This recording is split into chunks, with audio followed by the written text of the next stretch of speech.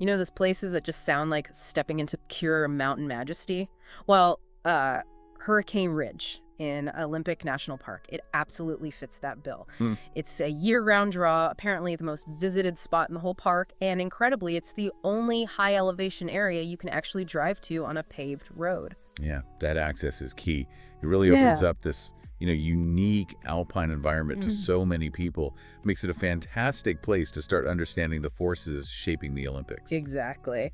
And that's kind of our mission for this deep dive, right? Give everyone a clear, engaging look at the Hurricane Ridge area. We're pulling from National Park Service info here, its history, what makes it special, some really cool facts. Right.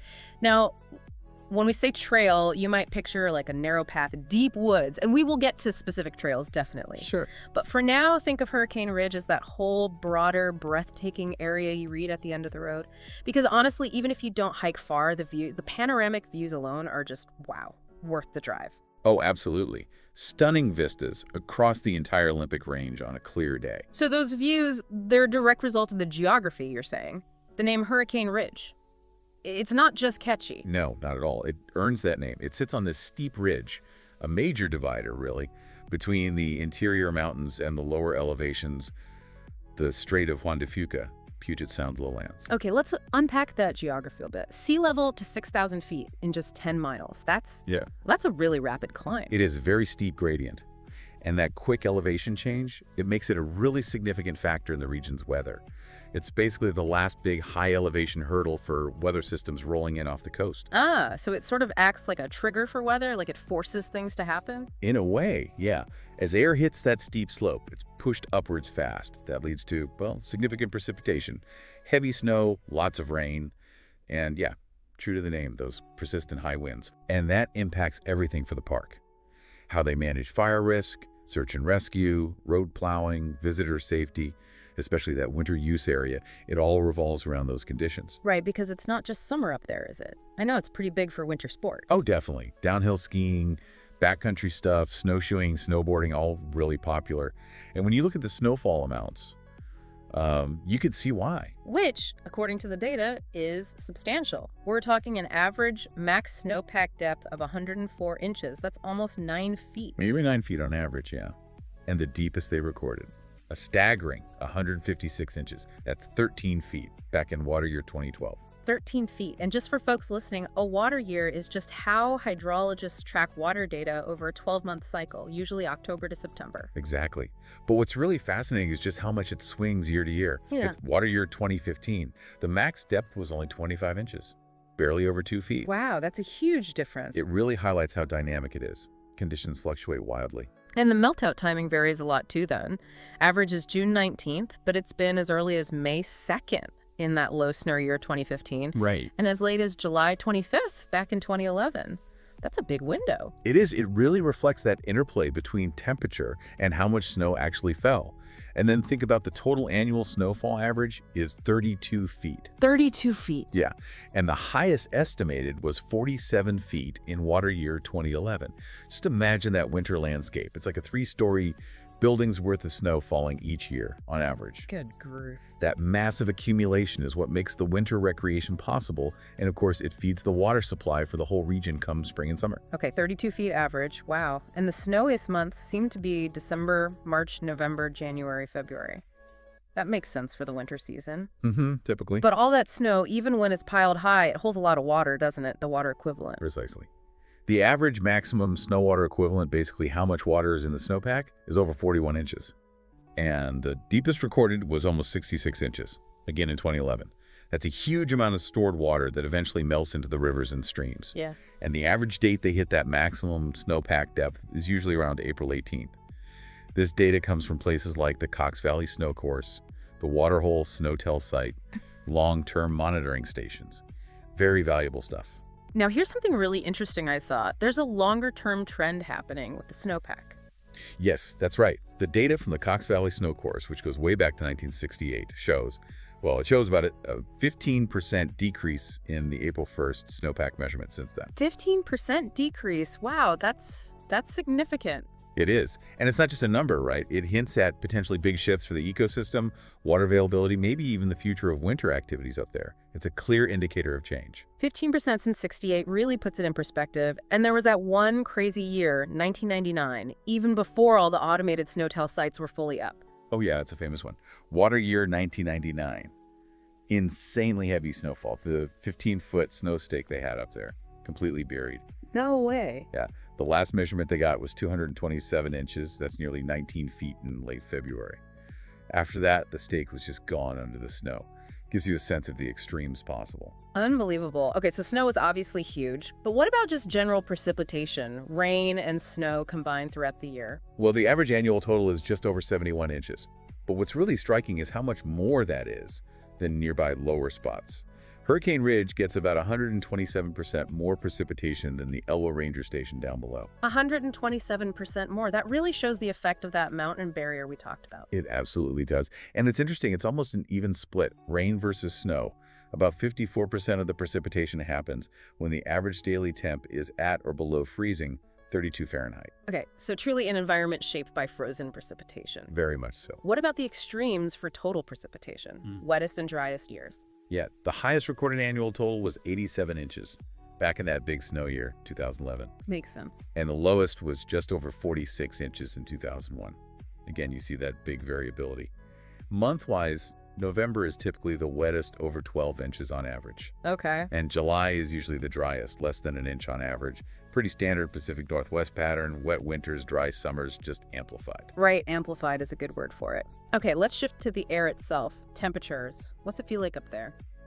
Well, the data from the Waterhole Send Hotel site, looking at roughly 2000 to 2017, gives a good picture.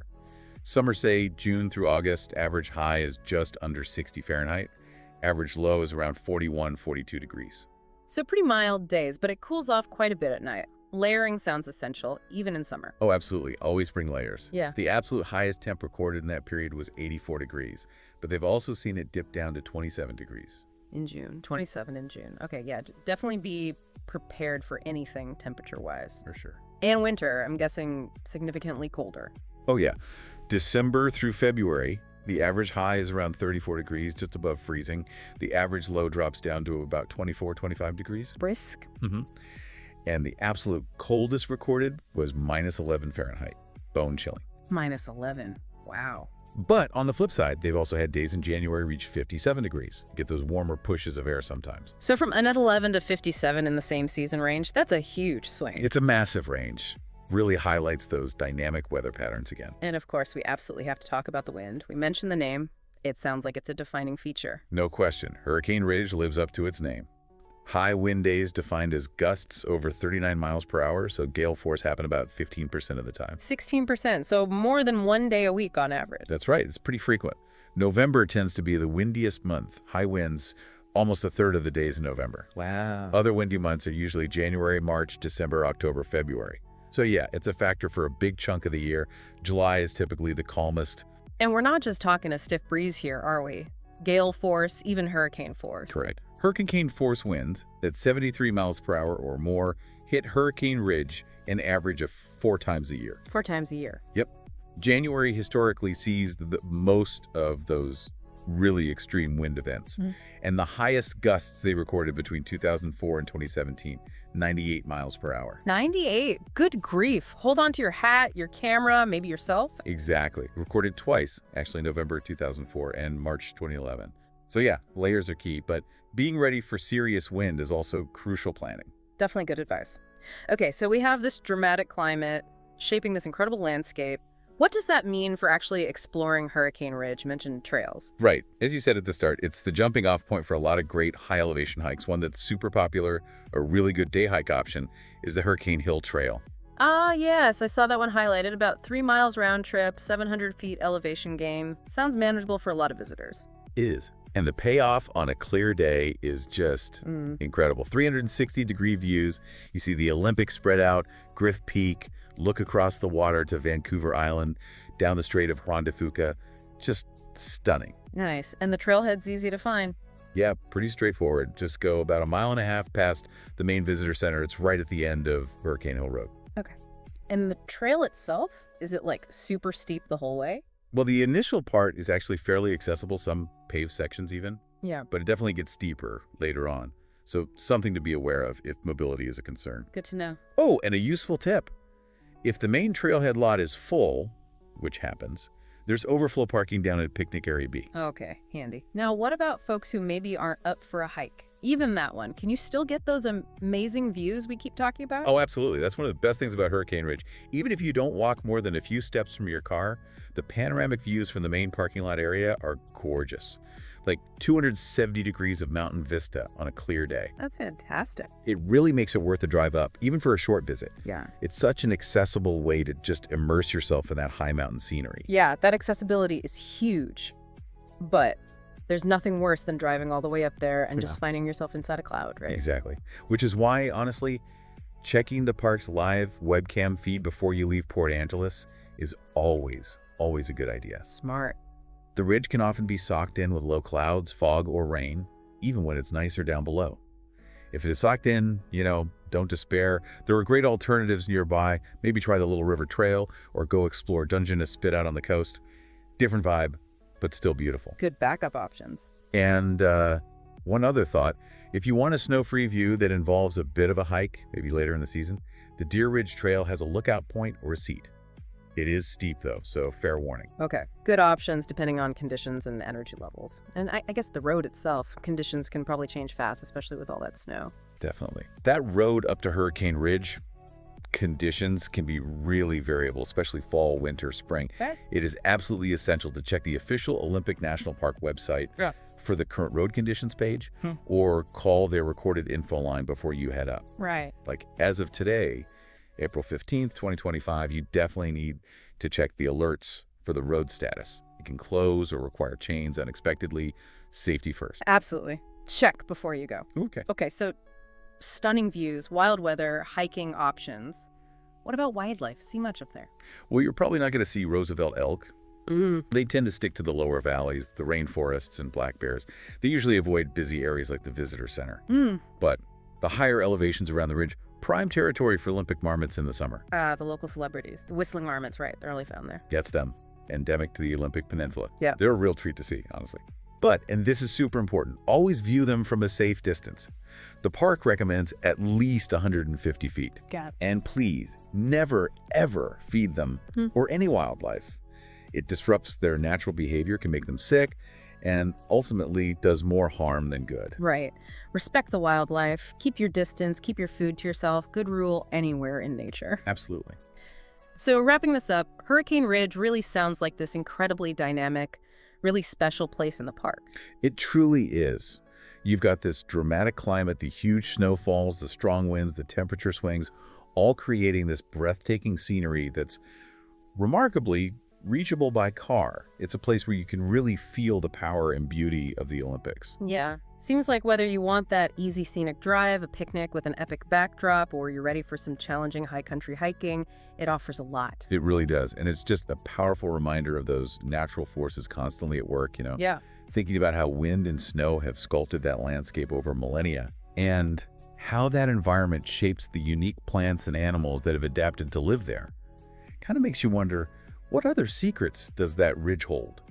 What else is going on up there that we don't even see? It definitely sparks that sense of wonder.